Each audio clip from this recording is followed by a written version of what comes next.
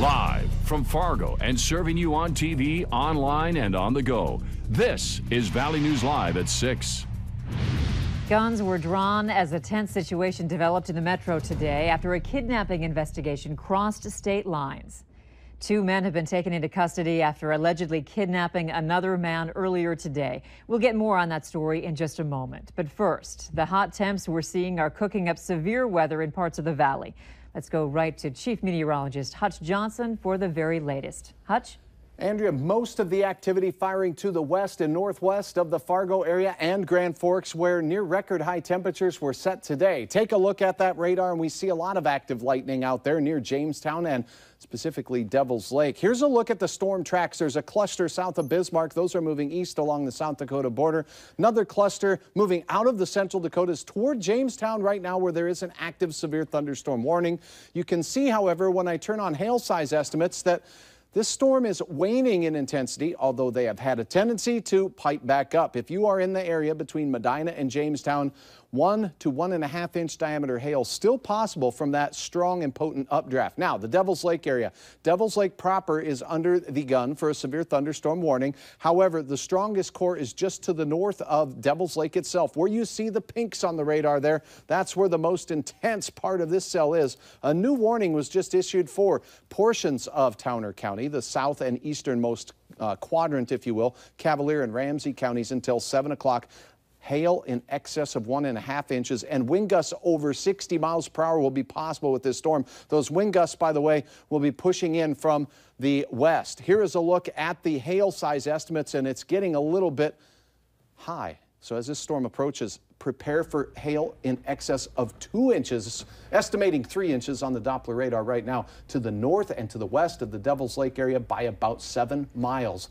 Moving east-northeast at 25 miles per hour. It's going to be a stormy late night in Fargo if we have chances to see it. It'll be late. Grand Forks likewise. The storms are a ways out yet, but they are indeed going to at least provide a chance for some strong storms tonight. More on that in your hour-by-hour forecast, Andrea, here in a few minutes. All right, thank you, Hutch. And now back to the developing story that we've been following for you throughout the day. 2 men have been taken into custody after allegedly kidnapping another man. Valley News Team's Ashley Bishop has been following this story all afternoon and joins us in the studio with more. Ashley?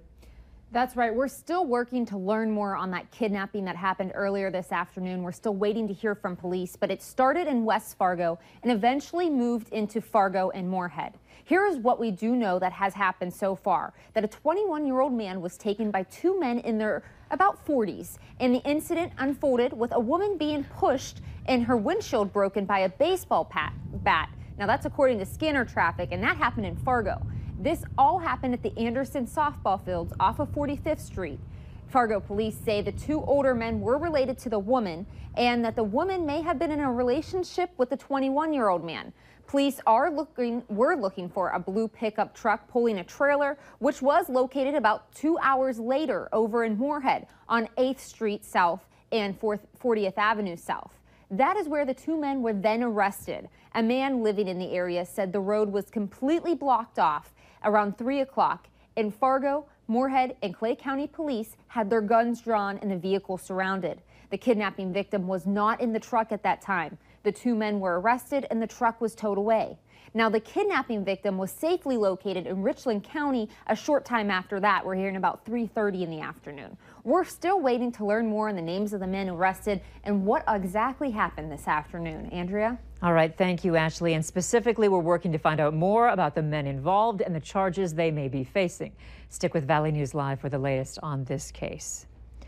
A Fargo man has now been convicted of murdering 2 men in 2015. Ashley Hunter has been found guilty of killing Clarence Flowers and Sam Trout. He also was found guilty on an arson charge after trying to burn down the house of one of his victims. The verdict came down late this afternoon, and the jury only took about an hour and a half to decide Hunter's fate. A sentencing date has not been set yet. A man from West Fargo is in jail after he was busted with carfentanil, an opiate that's 10,000 times more powerful than morphine. 20-year-old Jesse Erickson was arrested as part of an ongoing investigation. He's facing charges of delivery of carfentanil, possession of carfentanil with intent to deliver, and possession of drug paraphernalia. Police say Erickson was found with the drug in both powder and solution forms. A fire at a North Fargo home kept firefighters busy this afternoon. It happened at 718 25th Street North around 2. Officials say the residents smelled smoke and saw that the corner of the house next to the front porch was on fire. Fire crews put it out quickly, but did have to close off for a while 7th and 8th Avenues in that area. They are still investigating the cause. 2 drivers were hurt after a crash landed both of their vehicles in a ditch. It happened last night on Highway 281, just north of Carrington, North Dakota. Officials say one vehicle failed to stop and was T-boned after pulling out in front of another vehicle heading south on 281. Both drivers were taken to a hospital with injuries. The accident still remains under investigation. Fargo and Moorhead want to help you get ready for the new all-in-one recycling program coming to both cities.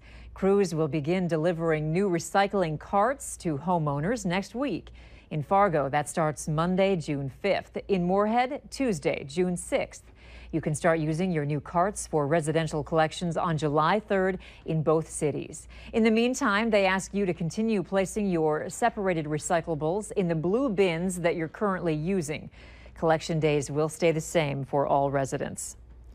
The Minnesota legislature is hiring a private law firm to challenge Governor Mark Dayton's veto of its budget. Dayton zeroed out the legislature's budget while signing the rest of the $46 billion budget earlier this week.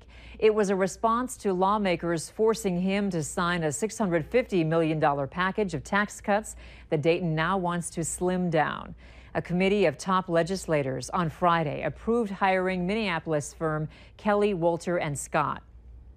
Republican House Speaker Kurt Daudt says Dayton's action was clearly unconstitutional and needs to be fought in court. It's unclear when or where that case will begin, but the clock is ticking.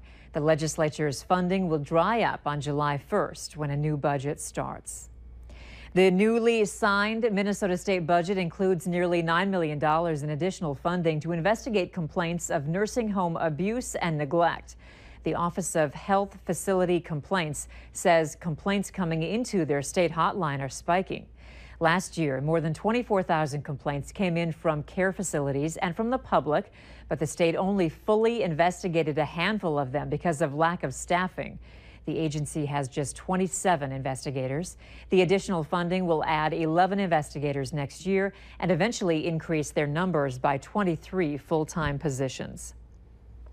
Nearly 2,500 people on Medicaid in North Dakota are being warned that their personal health information may have been compromised.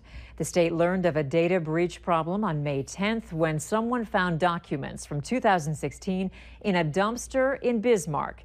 A state employee had thrown the records there 2 days before.